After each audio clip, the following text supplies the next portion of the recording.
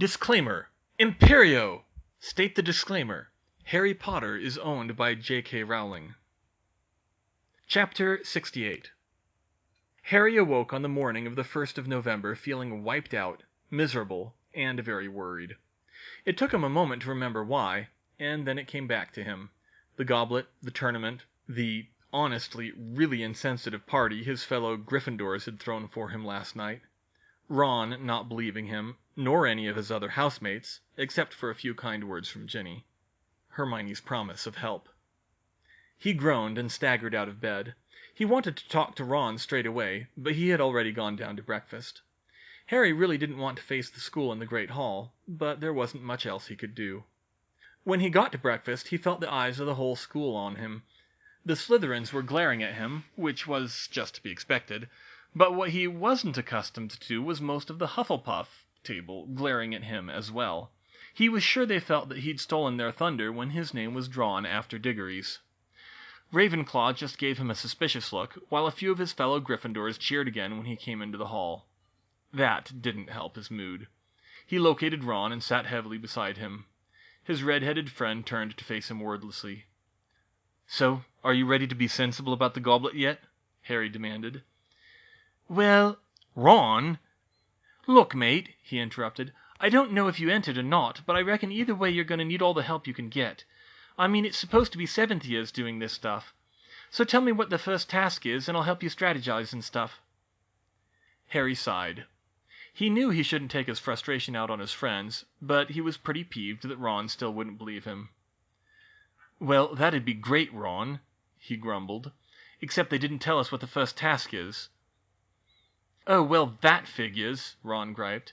"I thought maybe I could do something. I guess you really are going to be in there alone. Shouldn't, the whole school be getting in on this? Isn't that the point?" That was actually surprisingly perceptive for Ron. "Hey, don't blame me," Harry snapped. "I didn't make the rules." "Well, how are you supposed to compete? You don't know half as many spells as Diggory." "Gee, thanks, Ron." "Well, it's true." "Hermione's going to try to invent some new ones for me. That should be a good start, shouldn't it?" "I guess," Ron grumbled. "Of course, she can help." "Hey, isn't it a good thing if your best friend can invent some spells to get you out of a tight spot?" Harry said. "It's really nice of her to help me out like that, isn't it? Especially since she goes to a rival school now. But if you've got some good rune tricks I can use, I'll take those too." "Rune tricks?" he said. "There's not much you can do when you don't know what's coming, at least with what babbling's taught us so far." "Well, that's about it, then. Sorry, but there's not much else to be done, I think." Ron just turned away at that, and didn't say anything more. It was bad enough, Ron thought, that last night had him second-guessing everything he knew about his friend, but now he couldn't even help him out. He was a great chess player, and a pretty good strategist from that. Even his brothers admitted it. But it was useless when he didn't know what was coming. He assumed Harry truly didn't know either. He wouldn't try to go it completely alone. Would he? The same went for runes, which he was getting pretty good at. And of course Hermione could invent new spells any time. Ron just kept getting the short end of the stick. Speaking of Hermione, Ron was surprised when he saw her come back into the Great Hall.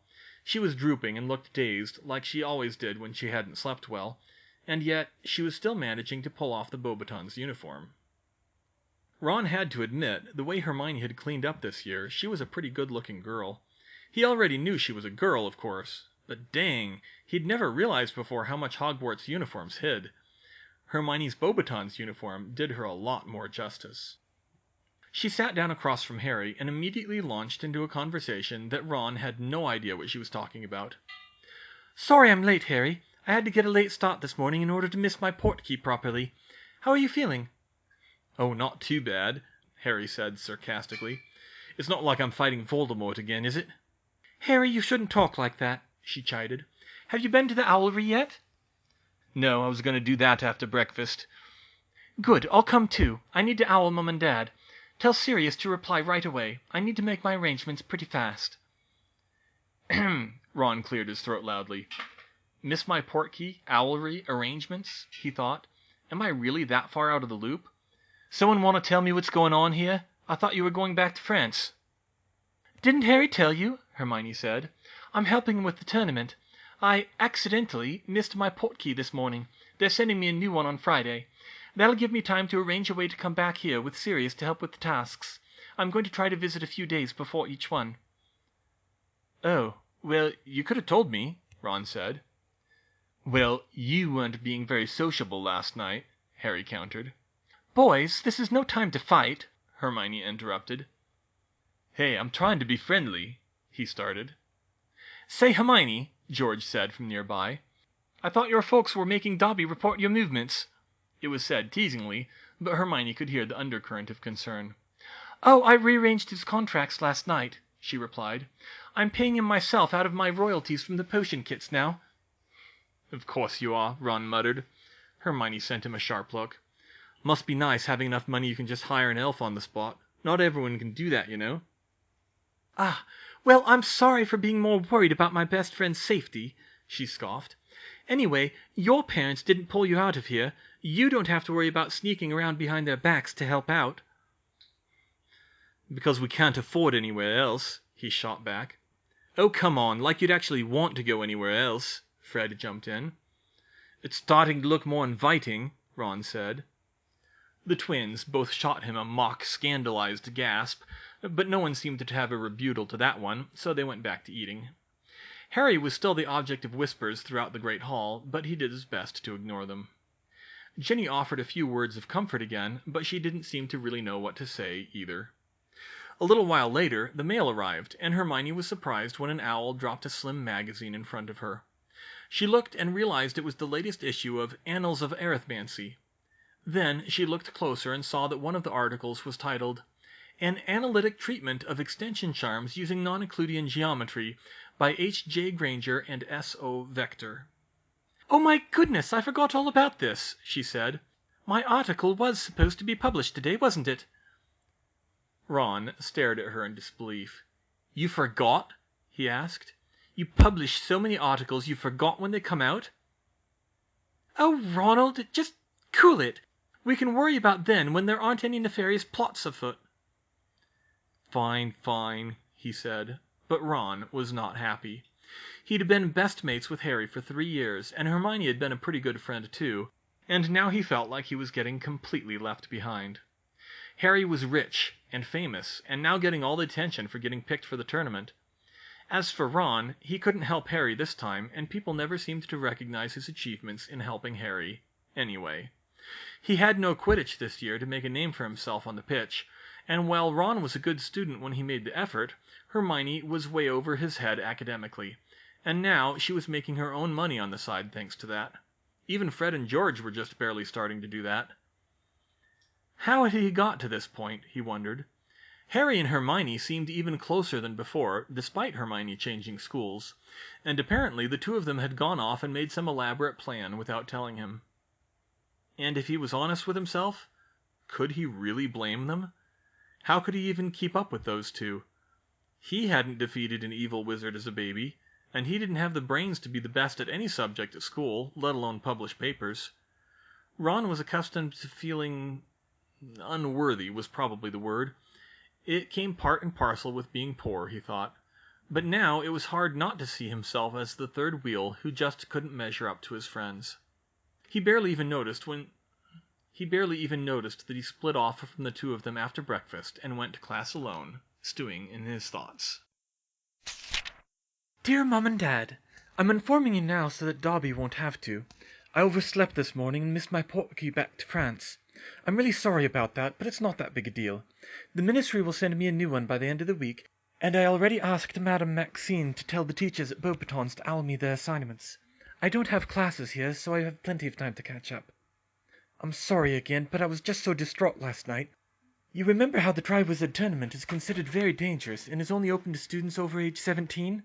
Harry was selected to compete. Yes, my 14-year-old best friend, Harry. Someone, we don't know who, somehow, we don't know how, got through the magical protections and entered his name against his will. He still has to do it, though, because it's a binding magical contract, and if he doesn't, something magical and bad will happen to him. Headmaster Dumbledore says there's no way out of it, even though that would be an extortion in the Muggle world or something like that. I was just so scared for him last night that I couldn't sleep, and that's why I overslept this morning.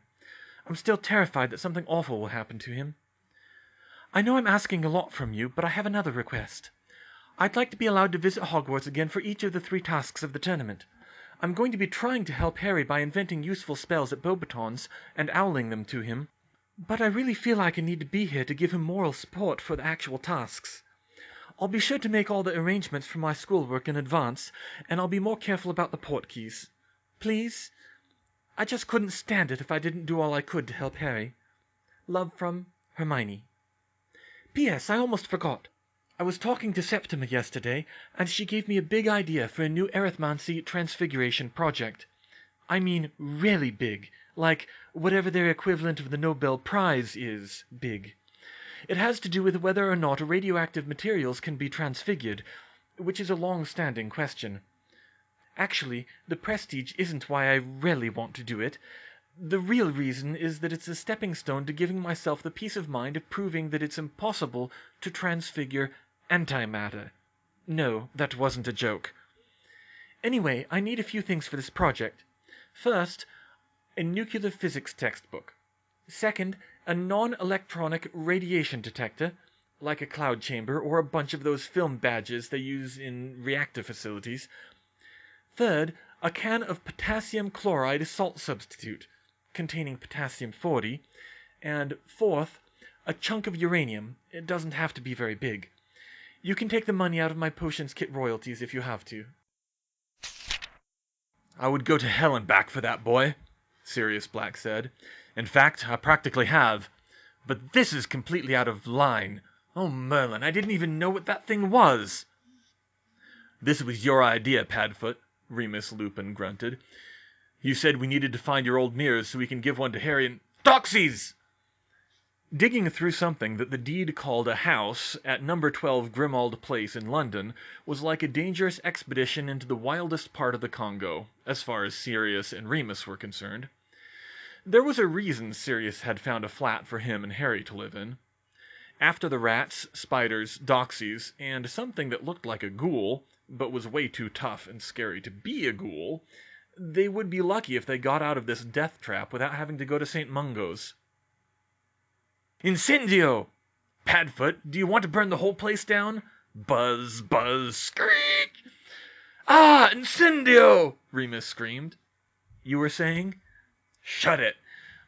I can't believe that old elf is still alive here, especially with the state this place is in. I ought to gut it and start over.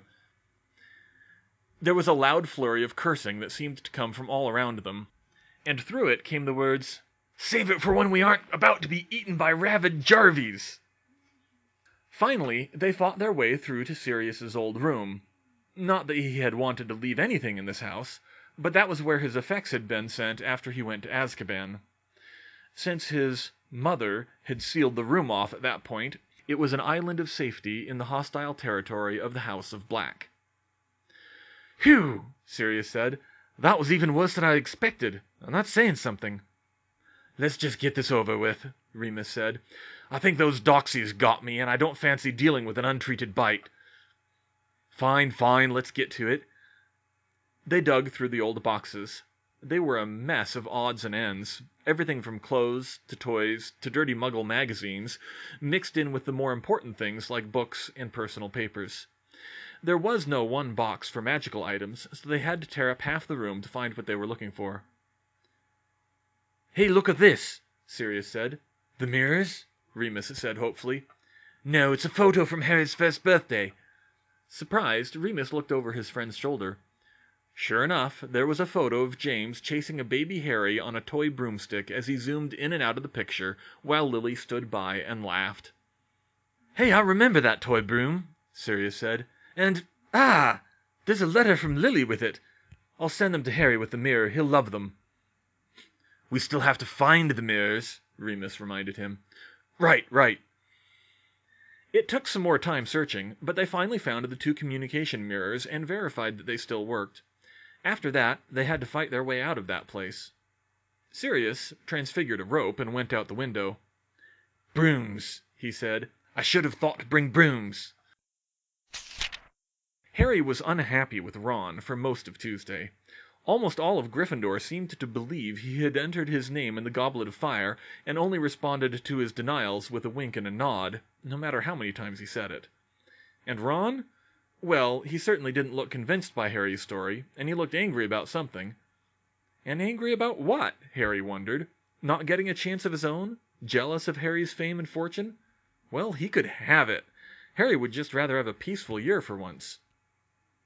Hermione tried to make awkward conversation with Ron a couple more times that day, but Harry was in a bad mood and really didn't want to deal with the redhead unless he would admit Harry hadn't entered himself in the tournament. Harry thought she was going to force a confrontation after classes were over for the day, but to his surprise, she told him she had something personal to take care of and nervously asked him to come with her. Hermione had half thought about doing this on Halloween, but she hadn't thought it that important. However, now that she was diving deeper down the rabbit hole once again, she decided that, like the Patronus charm, she needed some training in this subject, just in case. She was just about to knock on the professor's door when a gruff voice inside called, "Come in!" The pair walked inside and came face to face with Alastor Mad-Eye Moody, an intimidating man with a peg leg, his face a mass of scars, including missing a chunk of his nose, and a pale blue false eye that could pierce cloud, shadow, earth, and flesh. Not to mention doors. That was probably the most disconcerting thing of all. Just how much could he see in the castle? Could he see clear through to the outer walls? And Hermione didn't even want to think about clothes. "Hello, Professor Moody," she said. "My name is—" "Hermione Granger," he said. "Yes, I know about you. Vector talks about you all the time. Impressive work you've done here. I saw that paper you had this morning. Pity we've lost you to France." Thank you, sir." "So, what is it then? What can I do for you?" "Well, Professor, I understand that you trained all of the fourth years in resisting the Imperius curse a few weeks ago." "Tried to, more like. Not much potential for most of them." "I'd like you to give me the same training, if you don't mind," she said. Moody raised his one good eyebrow. "You want me to test you with the Imperius curse now?" he said. "Well, it's like you told them, Professor. It's better to learn what it's like in a controlled setting where no one's trying to control you completely." Moody nodded approvingly. "Potter, what are you doing here?" he demanded. "A witness, Professor," Hermione said. "One who's known to be able to resist the Imperius curse." The old R gave her a nasty grin.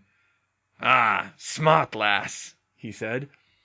"Course, I could still stun and obliviate both of you if I wanted to try anything, but it's good thinking. I'd give you points if you were my student." Thank you, sir," she said. "So, you want to learn to resist the Imperius curse," Moody mused. "I warn you, lass, it ain't easy. Your friend here's the only one who pulled it off. Most people, the best they can do is learn what it feels like and break out of it when their attacker's concentration lapses." Hermione frowned. She would have thought it would be more of a direct battle of wills. But still, she said, "That's better than nothing." "All right, then," Moody said. He pointed his wand, and Hermione had to force herself not to react as he said, "Imperio!" Suddenly, an amazing sense of calm came over her. All her worries were washed away, and she was happy and relaxed like she hadn't felt since... she honestly couldn't remember. But what did it matter? Perhaps those lazy summer days before she ever came to Hogwarts. It felt so freeing not to have to worry about Harry or any of her other problems. But shouldn't she be worried about Harry? Nah. The thought was wiped from her head before she could fully think it. Somewhere in the background of her mind, she heard Moody's voice. "Do a cartwheel." Why not? She thought. She was having such a good time already. Never mind that she hadn't done a cartwheel in years. She took the proper stance and spun head over heel like she was 5 years old again. "Dance an Irish jig," Moody commanded. Hermione didn't know any Irish jigs, but the steps came to her unbidden and she started dancing. "Get down on all fours and bark like a dog." "Now, that's a little demeaning, isn't it?" some still functioning part of her brain thought. "I think I'll pass on that one." "Get down on all fours and bark like a dog." "Oh, very well." She played her part, and then Moody abruptly broke off the curse. "Ah!" Hermione yelped and jumped to her feet, taking a few cautious steps back from the old R. "You okay, Hermione?" Harry asked. "Am I okay?" Hermione repeated absently. I feel like I took a big whiff of laughing gas. That spell really messes with your head." To be honest, she really felt violated after that, even though she'd asked for it. The symptoms were much the same as nitrous oxide, though. Euphoria, detachment from the self and from reality, suppression of worry, and suggestibility. She thought she understood now. There were other, milder spells that could influence people, but the curse part of the Imperius curse was that it suppressed the will. So it wasn't a battle of wills, but a rout that only the very strongest, people like Harry, could fight off. But Moody didn't look wholly disappointed. "You have the spark there," he said. "You hesitated at the end. You could probably fight it off if you really pushed it." Really, Professor? Hermione cleared her head and thought it over. Could I try it again, then? Now that I know what it feels like, I might be able to do better. "If you say so," he replied. "Imperio!" The floating euphoric feeling came over her again, but this time the voice in the back of her mind was telling her, "Effects like nitrous oxide. Don't shut down completely. Keep a scrap of your wits about you." Moody began to command her again. "Skip around the classroom." "No, I'd really rather not." "Skip around the classroom." Hermione skipped, but it was with a tinge of reluctance, a crack in the perfect contentment imposed by the curse. "Sing opera." "No way, I can't sing." "Sing opera! Sing opera!" "No, I play piano. I should have taken up violin. I don't sing." "Sing opera! Sing now!" Hermione coughed under the voice of the command and began belting out a truly terrible rendition of O mio babbino caro. She might not have been a terrible singer in general, but she didn't have the training for something like that. "Stop singing!" Moody ordered. Hermione followed that command gladly. Somewhere in her haze she thought she heard another voice, Harry's voice, saying, "Tell her to..." but she couldn't make out the rest. But Moody must have taken Harry's advice, because he commanded, "Write 2 + 2 = 5 on the blackboard." "No way!" Hermione's inner self didn't even hesitate to react. "Do it! Write 2 + 2 = 5 on the blackboard. Do it now!" Hermione approached the blackboard and picked up the chalk, but still she was thinking. "I'm not doing it. Don't mess with my maths." "Write it! Write 2 + 2 = 5." Hermione put the chalk to the board and wrote a number 2, a plus sign, another 2, and an equal sign, fighting herself all the while. "Finish it," Moody ordered. "Write a 5." Hermione's hand started shaking. She pressed the chalk hard against the board, fighting to control which way her hand would move. "Write a 5, now!" "I do not screw up maths problems." Suddenly her hand jerked, and her fingernails raked across the blackboard with a piercing screech. The curse's hold vanished so fast it set her reeling. But when she got her bearings and looked up again, she grinned. There, on the blackboard, was a number 4. Professor Moody started laughing. "You were right, Potter," he said. "Tell her to act like an idiot and she'll do it. But tell her to get a maths problem wrong and she'll fight it off like anything. Ha! 5 points to Gryffindor for that one. Granger, you've got some toughness on you. Learn to use it on everything else like you do on maths, and you might be able to fight the Imperius curse from a real dark wizard." "Thank you, Professor Moody," she said. She decided to quit while she was ahead, and she and Harry left the room. The excitement of last night had died down in the Gryffindor common room, but people still smiled when Harry came in, except that Ron and Ginny sighed, though for different reasons. "Hey, Harry, it's almost supper time. What were you doing?" Ron demanded. "Oh, Hermione wanted Professor Moody to train her in fighting the Imperius curse. She wanted me to come along." "Oh, you went for the Imperius curse?" Lavender Brown said. "Did he make you do anything really horrible?" "No, not that horrible," she replied. "Except he tried to make me get a maths problem wrong." Everyone who knew Hermione well gasped. Harry chuckled. "I know. She fought it off when Moody tried that. I gave him the idea." "Yeah? So why did you need to go?" Ron pressed Harry. "Why?" he said in surprise. "Because she's my best friend and she asked for my help. She wanted someone there who could resist it." But suddenly Ron started to get angry. "Your best friend?" he said. "Since when is she your best friend?" Harry stopped. That threw him. Was that what this was about? Since she started acting like my best friend, he shot back. You sure aren't doing a good job of it. Oh my God, are they fighting over me? Hermione thought, to her horror. Hey, I've been with you for the past 3 years, Harry, Ron said, his voice rising. I've been with your side in every fight. Now you're in this tournament and I can't even try to help you. Ron, what's the matter with you? Harry shouted. You've been acting like a total prat all day. You know I never wanted to be in any of those fights. I don't want to be in the tournament either. None of it's my fault. You're still getting all the attention, you and Hermione. Me, I'm just shut out from you two now. We're not shutting you out, Harry protested. Yeah, Ron, Ginny chimed in. They're still friends with you and me and Fred and George. You're just being an ass. Yeah, come on, Weasley, Seamus Finnegan said. Just be glad we got a Gryffindor champion. The general consensus in the common room was on Seamus's side, which only made Ron angrier. You see, he yelled, it's great for you, Harry. Everyone likes you because you're a champion, and I don't even have anything to do. No, Hermione thought, it's not about me, or not just about me. The thought was oddly relieving. It's that jealousy and inferiority complex that he's been fighting for the past 3 years. He thinks he can't measure up to us. But he's really gone off the deep end this time. I never realized he was that mad about it, and honestly taking it out on Harry. As she listened to Ron's ranting, something deep inside of her snapped. How could he do this to his best friends after everything the three of them had been through together? How could he not see how much this was hurting Harry right now? It was all over his face.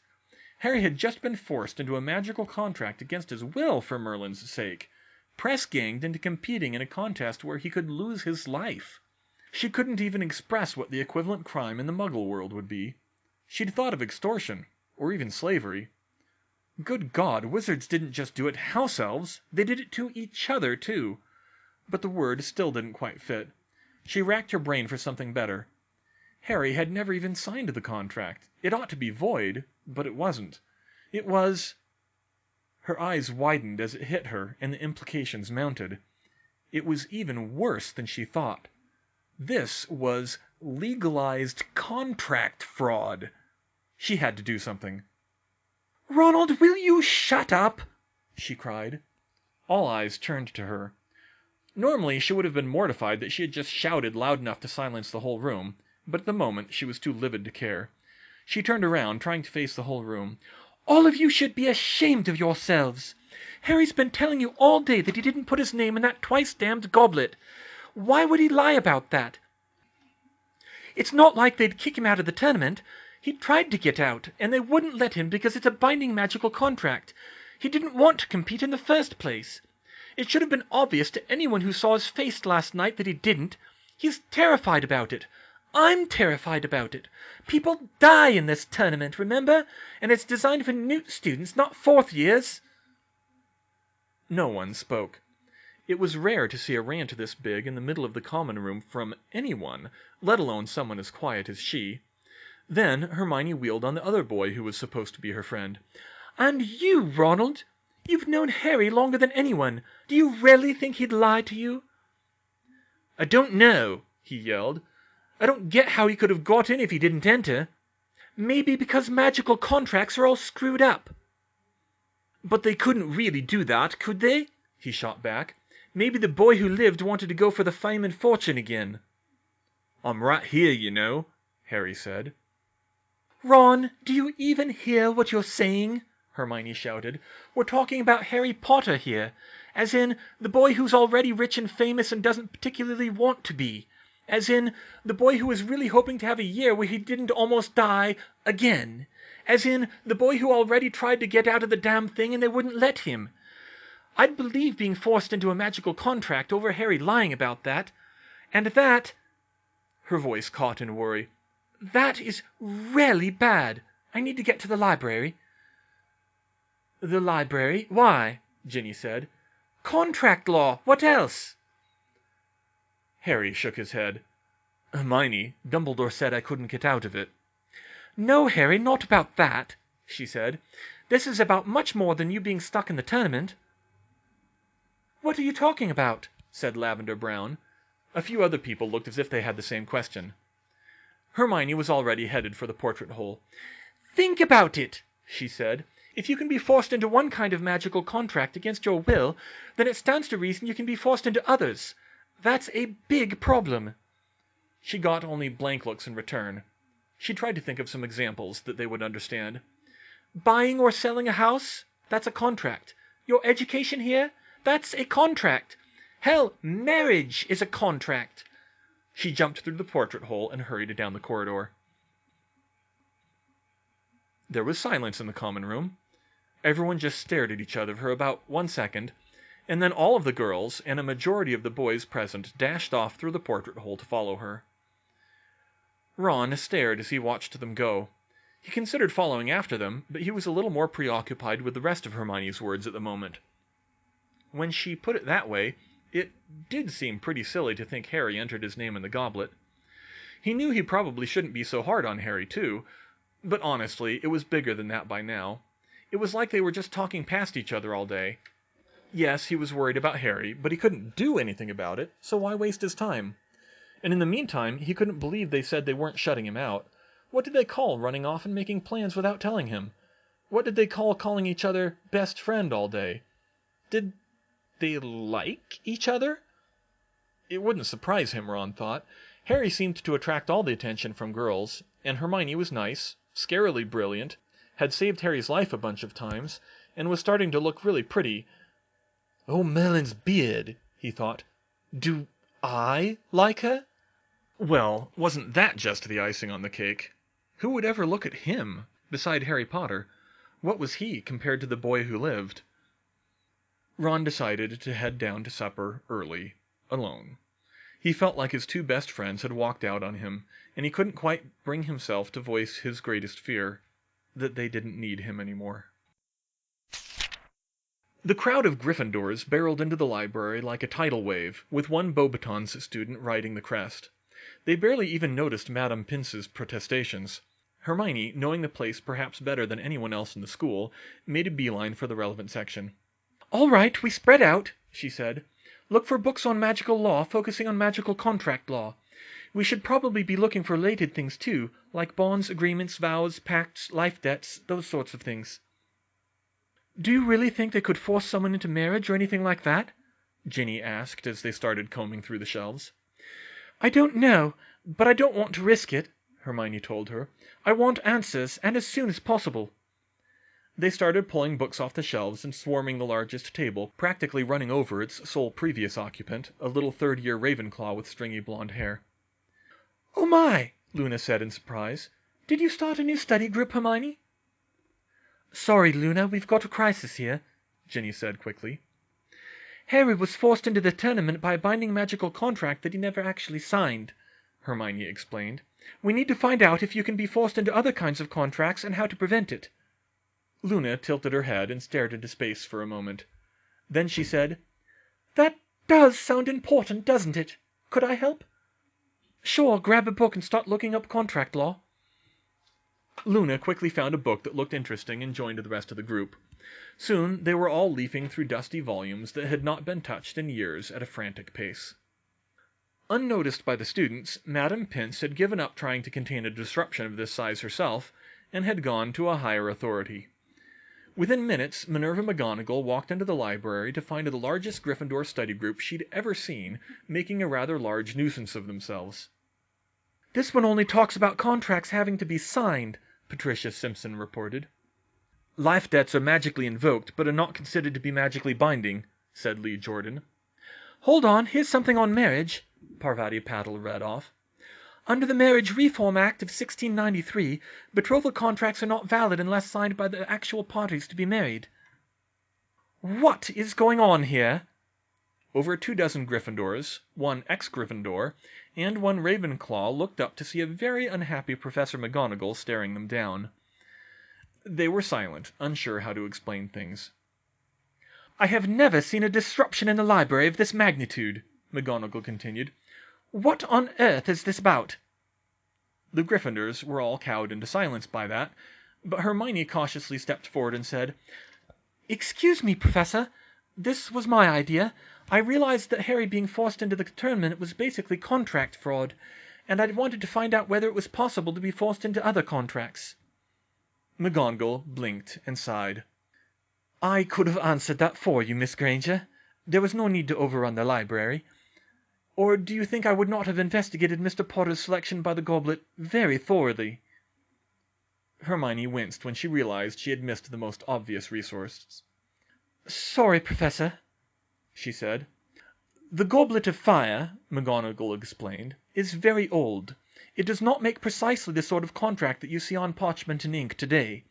Its notions of authority and consent are literally medieval.